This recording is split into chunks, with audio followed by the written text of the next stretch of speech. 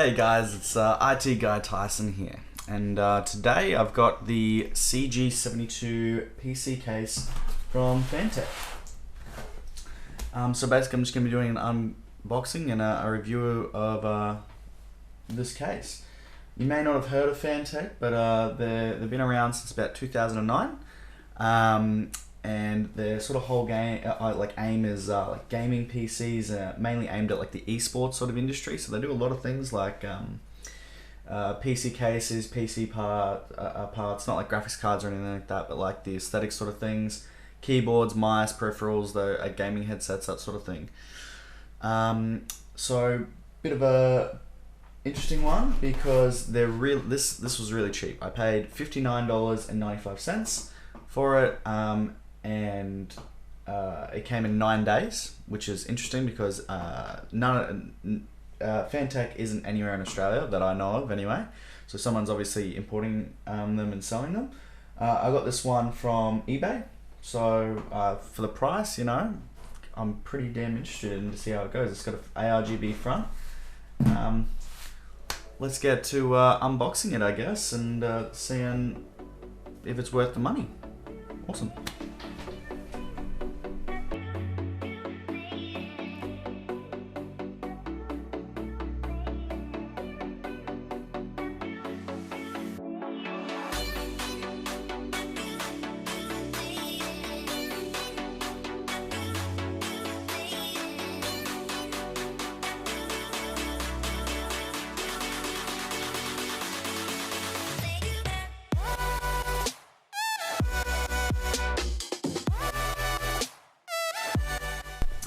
Cool. So here we are. So so far it seems like a pretty good case. Like honestly, it's got the back panel's got a little cutout, or like punch out, sorry.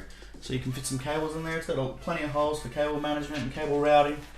You know, it's got this little power supply shroud.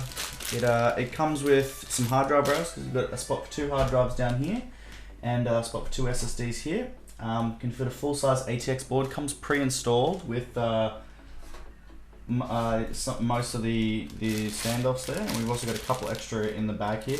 Also comes with a little what do you call it, like a little motherboard speaker, little beat speaker. So far it seems pretty damn good. The only thing I didn't check when reading it, because I saw it, I was like, oh, let's just give this a go, is that it's radiator support. So this one doesn't have any radiator support listed. It just says 320mm fans in the front, 220mm fans on the top, and I think you can fit a 120 or a 140 on the back. I have to check the specs on that. You've also got some fan spaces here on the power supply shroud. But basically what I'm going to try and do is get this 360mm radiator, good luck, in this tiny case, which doesn't seem to have the best airflow on the front. It's got 2 little vents there, so we'll see how much air we can actually suck in through the thing. But so far, you know, it's got little silver feet and stuff, and like for $60 with RGB on the front, or ARGB addressable with the ability to be controlled. Like even some of the better brands I've had don't have the ability to be able to plug into a motherboard and be controlled. This one says it does. It says it's got like basically what I'd call like a headless mode, where you can push a button at the top there and it will do its own ARGB stuff, or you can control it with the motherboard. So today I'm going to be putting in a 6th generation i5, hopefully with this cooler, and with some RGB stuff on it, and we'll see how we go.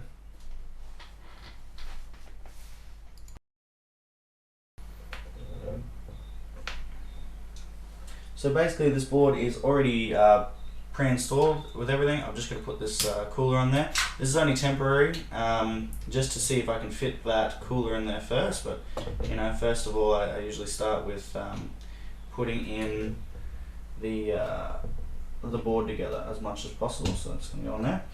Now I've got a 256GB SK Hynix SSD on there, so NVMe one. Oh, taking the whole pillar out, alright.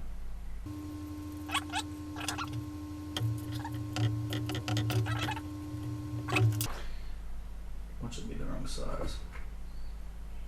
No, perfect. We just put that up on an angle. I'll get my screw ready here. Magnetic screwdriver tip always helps. We'll lock that in there. And we'll just screw them in. And that's pretty much everything. So we've got the CPU, we've got the RAM, we've got some storage there just to get started with.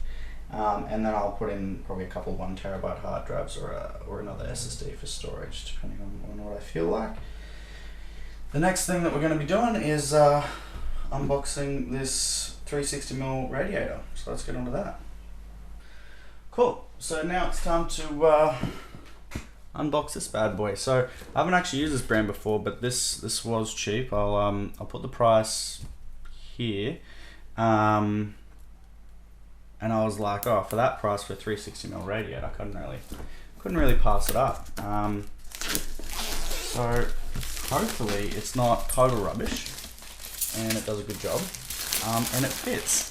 So that's going to be my biggest issue here today, is fitting something in here. And I'm a bit worried I might have to bust out the grinder or something like that. But let's see how we go. We'll just turn that down there. And get this unboxed.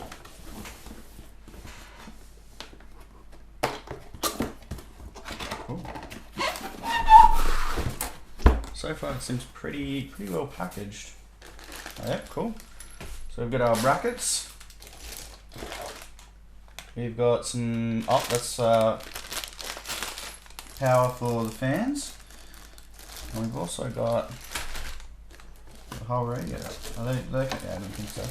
We've got our it comes with 3 fans, which is awesome too. I believe they're RGB, digital RGB, so that sounds about right. Comes with a little manual that I just threw over there. What was that? Oh. Little manual. So that's the same for all of them, pretty standard stuff.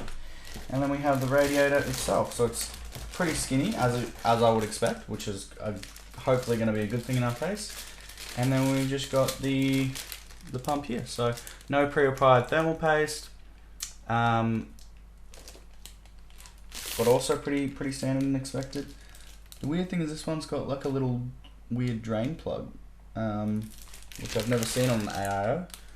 Do not tamper with or remove, so that's obviously how they filled it or vacuum filled it or whatever. But hopefully I can get this in there and away we go.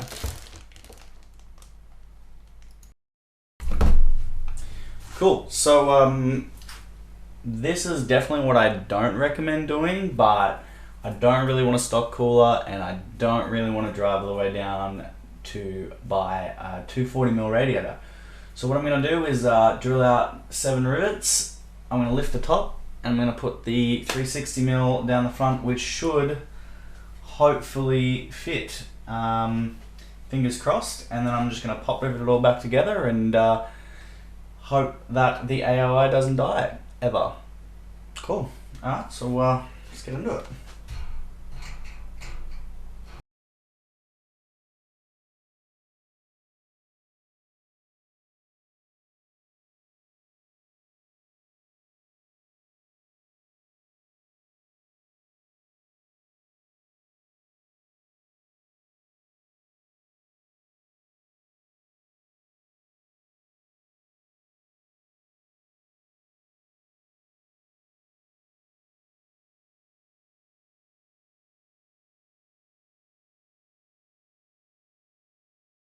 That's right, at least now I can fit it in there. So basically now I should be able to fit this in here. I'm just going to run down to Bunnings and get some smaller rivets rather than drilling out the very thin walls I already have. Cool.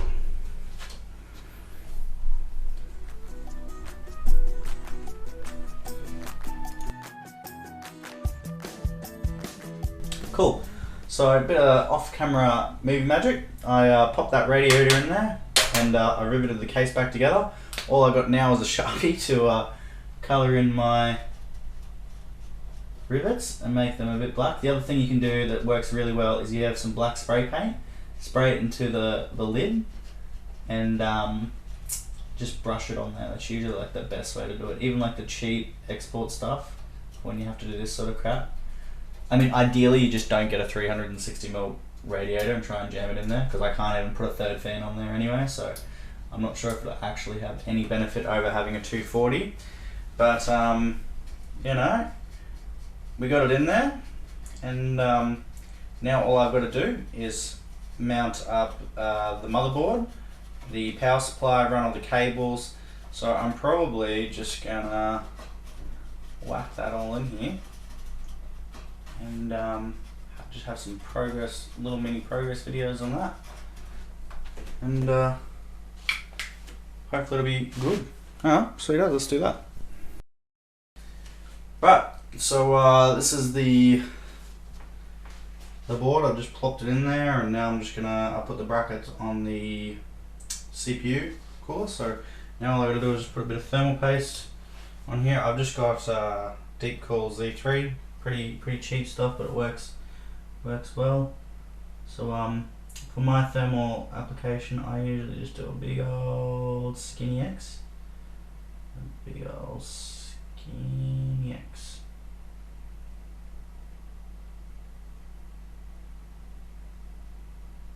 Better to have too much than too little. And now I'll just put my hands in, I'll plop that on, and get onto the power supply. So here we are, I've got this mounted in some of our fans anyway. I've routed up some of the stuff through the back there, so hopefully we can just keep chugging along, and I can get all the I/O stuff plugged in and the rest of the fans in, and hopefully we're good to go. Cool, so I've now done most of the wiring and got it all sort of in there. I've just got a zip tie at the back, and then whack some LEDs in and see how we go. Rightio, and fingers crossed. Oh, that helps. Fingers crossed this goes brr. Oh, we can hear the water cycling. Got no lights on the fans yet. Oh, but the fans are spinning up, except for this one, but that one's not plugged in, that's okay. Do we get post? That is the real question. Oh, that's never good. Why do we do that?